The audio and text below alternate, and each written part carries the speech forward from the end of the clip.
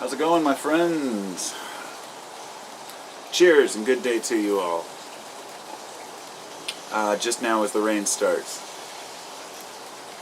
I'm here I live near Portland, Oregon, and Vancouver, Washington, actually right across the bridge, and we had quite a bit of rain over the last day or so, but that was just the initial storm, and the secondary storm's coming tomorrow, which this morning it spawned a tornado actually at the coast here in Oregon. It's crazy. I mean, we never have tornadoes out here, but there's supposed to be heavy-duty rain coming tomorrow and heavy winds, and they say that if it turns out to the perfect conditions, it might rival the one in '06, or worse. There was one in '96, which was horrible, a lot of flooding.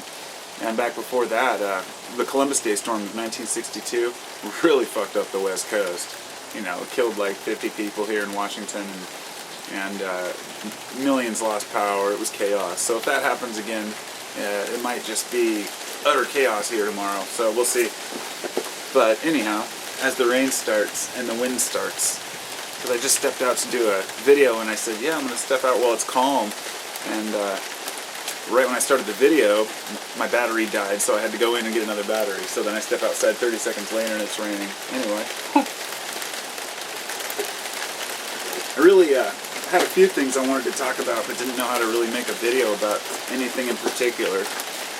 So I just wanted to tackle a couple subjects. First, I didn't even really want to mention this, but I wanted people to remember during this election cycle, when you're voting for a president, you're not really voting for someone who does things. You're voting for I wouldn't say a trophy wife, but let's say a mail order bride.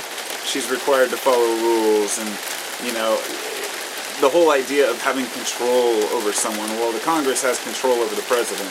The Congress ultimately makes the decisions, okay? And the president can try and veto a bill, but Congress can override. And this is the safety precautions we have in place. So ultimately, what you want out of a leader is a good demeanor and calm, collected nature, regardless of what they want to enact or do, because their actions have to go through Congress ultimately. That's much more complicated than that, but it's good to know that nobody can just take charge and start making crazy decisions. It won't work that way. And so what's most important in a leader is that they work well with other people. That's my opinion. So I'll just leave it at that. So my conversation that I wanted to start with was about motivation. I guess this would be a perfect example. I was motivated to come out here and make this video. I wanted to talk about stuff. As I'm making it, I could think of 1,000 other things that I could be doing. I've got some cannabis that still needs to be trimmed. I've got, my air compressor out here and a vacuum, and the drain in the bathtub is a slow drain, so it needs to be, unclogged. All these different things that we have to do in our daily lives. And I've mentioned this before, but it has been a long time. I know there are some people out there who are go-get-em types. And they are the kind of people who go get all the things that they feel that they're obligated or required to do. That means they take care of everything right away. Something comes up in health, they take care of it. Something comes out of the house, they take care of it. A mess, they clean it up. And they're always on top of everything that might be a problem, or might, be something that the average person would say, oh, you should do that. I'm more or less the opposite of that. I'm fully motivated to do all the things that I enjoy. I have several hobbies, several interests. My mind works in the way that I wake up and I might be in the mode for music, or maybe it's the mode for something else. But I don't have so much of a ritual as far as what I do. I'm very scattered in the way that I, go about things.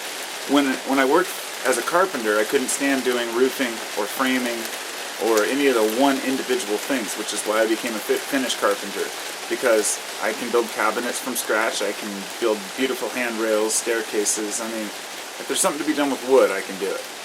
And I'm very confident in my abilities to work with wood, and carpentry is a wonderful skill to know. So that makes me, feel like I can, go out and tackle any project, but at the same time, I have to have the motivation to do it. And when I was working as a carpenter, before my back gave out, this is why I steered away from it for the last couple of years, was I don't want to be lifting anything. So even working for myself, which is what I tried to do, for a couple of years I still had to lift and move stuff, and it's just, it's too much damage on the body. But anyway,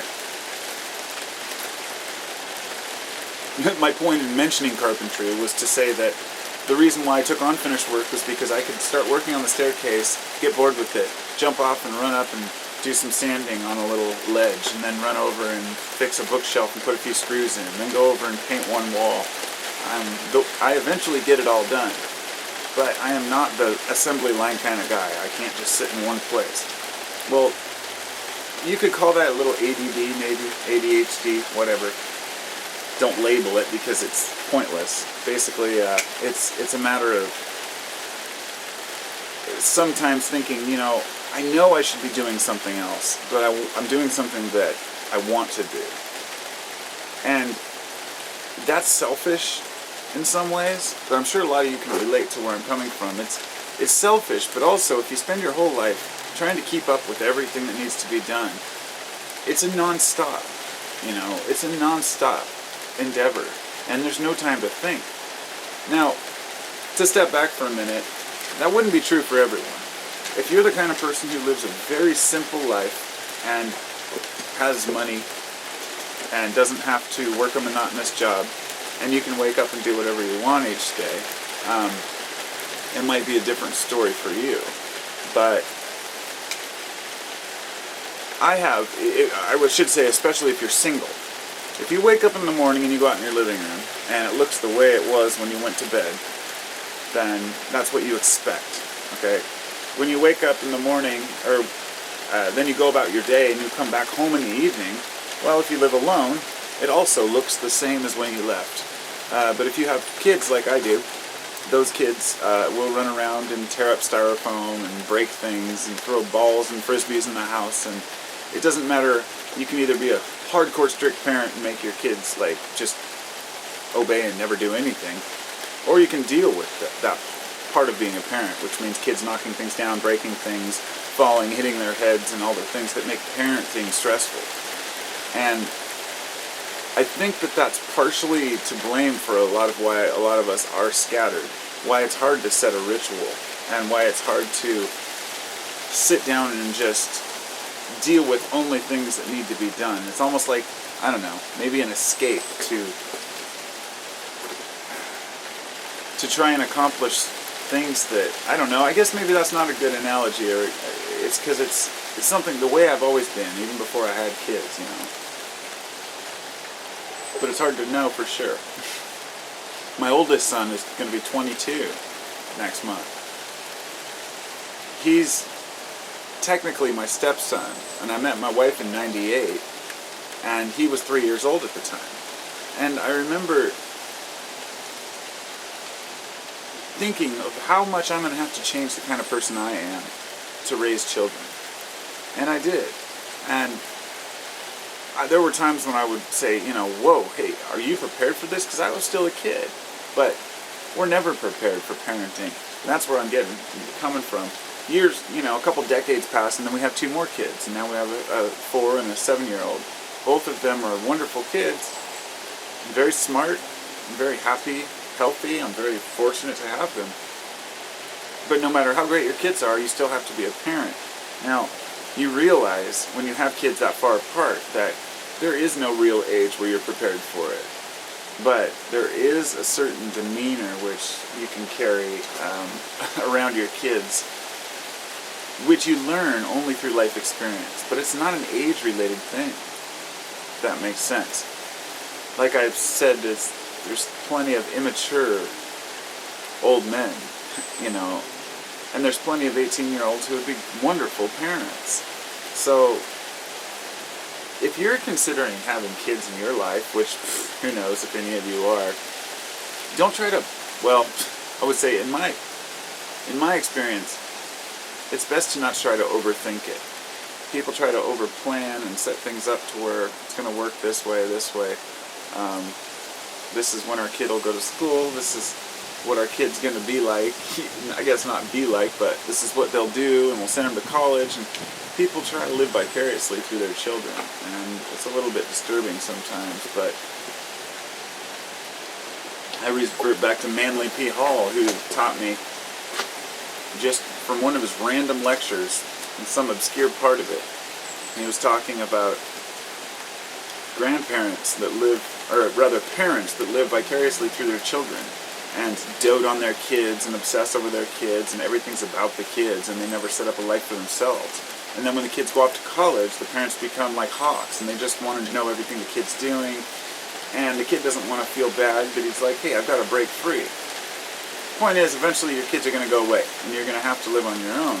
Well, there's a lot of grandparents who also do that. They might live vicariously through their grandchildren, or, try to express the mistakes that they've made in their past so their children don't make the same mistakes with their kids. But then we learn that we all just make the same mistakes, because they're not mistakes, they're learning experiences. And every kid's different, and every parent's different. It's crazy. Raising kids is freaking crazy, I gotta say. I've never really been, I never really got to this point where I thought, okay, now I'm in adulthood. And I'll tell you, if any of you out there are between the ages of, say, 16 and 20, you may know, technically, that there's no real age where you're grown up. I know you know that. And you will hear the elders tell you, oh, time flies as you get older. And yeah, we all know that. We've all heard all the stories about how time changes. It really does. But never let go of what you have. That youthful exuberance and excitement. Don't let go of it merely because you think you should be something. Don't try to make yourself something by putting a label on yourself. Because when people say, you have to do something with your life, you have to really sit back and ask yourself, what does doing something with your life mean? Does that mean you hold a title and a position? If you're a phenomenal pianist, and your hands get cut off in a combine, and some people will actually kill themselves over losing their career because they associate with their career so much. You don't have to step far. You can look to Japan. And in Japan there's a place they call it the suicide forest. And it's where people go and kill themselves and hang themselves. A lot of people have killed themselves in this forest. And in Japan it's very common. Now, I think that's a really important thing for us to look at. All around the world, different cultures have different rituals and behaviors, but when it comes to actual suicide, when you look at the cultures that are unhappy with their lives and the reasons they do it, it's often very petty. Not like a person's in agony and they're suffering and they're going to die anyway, but rather a person who was disgraced by their father or their son, that kind of stuff. Because they find it so important to attach yourself to that stigma of being a good son, or basing who you are on the things that you do or how other people see you. It just seems like a very unhappy life. My wife and I were talking about Japanese, like some of their crazy stuff that they have over there, dances and stuff, and their weird, over the top. That's all I can say, and I'm not generalizing in any way. I'm just saying in Japan, they're overly extreme on a lot of their sexual things, their comics, all this. And I told my wife, I said, isn't it funny how in America, everybody's into Japanese stuff and electronics back in the 70s and 80s, but it became actually into Japanese culture in modern day with anime. And we think it's so cool. Some of us. I hate anime. But in Japan, they're the same way. They think America's so great, and they're obsessed with the American way of life. And I feel like in Japan, as a whole, they've been suppressed for so long that they're finally able to come out, and it's it's almost like a kid who never got to eat candy. He gets his first candy bar and he just goes nuts. Or, you know, a person whose parents kept him from smoking pot his whole life, so he turns 18 and he just becomes a druggie. You know, I don't mean that to be a direct metaphor. It's not a bad thing. I think it's awesome. The Japanese way of just being crazy and wild in some of those circles and cultures. But there's some really extreme parts of those cultures that really make me wonder, just blow my mind. I mean, all cultures and religions and races are worth investigating. And I was watching a show the other day where they talked about the Asians who came over the land bridge and how they descended down into what's now the United States and evolved, I would say, into many, at least 30% of the current, or the Native Americans at the time were descendants from those people. A small group who traveled over the land bridge. And they did further genetic testing and found that those people traveled to South America as well. And how different we look in different areas. According to what? I think one of the most mind-blowing things to me is how Asians have a certain look to them, but once they traveled over to here, the Native Americans, they have a totally different look, and many different tribes, of course. Native Americans, that's generalizing, a whole bunch of people who came from different places. They've been doing more genetics testing with like the Cherokee and the Inuits and checking out like different places where different cultures, different native tribes evolved and where they came from, and it's just amazing, you know. I love that wonder about why we look the way we do. Why do Asians and whites look so? Why do whites seem so varied compared to some of the other cultures? Is it because the whites traveled earlier or more areas, or and then, you know, that there's so many different features, facial features, you know. But what blows my fucking mind is that even with all these features, there's nobody that looks like you. Somebody said yesterday, "Are you Viggo Mortensen?" I didn't even know who the hell that was. I had to look him up. I'm like, yeah, he has a similar look. But usually if somebody looks like somebody, it's because their hair looks the same, or a similar feature, or a beard. Somebody said I look like Charlton Heston. I'm like, no. There's nobody that looks like me, okay? And there's nobody that looks like you. And even doppelgangers, or twins, for that matter, have differences that they can tell apart, that a mother can tell apart. So, you know, embrace that snowflake. You know, you are a snowflake. It's such a silly, ridiculous thing, but it's an amazing thing to consider. It really is, that we're all different. It just blows my mind. I guess I better go. Looks like it's going to start to rain out here. Quite hard. I got a metal detector the other day, so I've been obsessively digging around the yard and looking for stuff. I didn't find any old stuff yet, but I see one plant out there that hasn't been clipped. These were my babies here.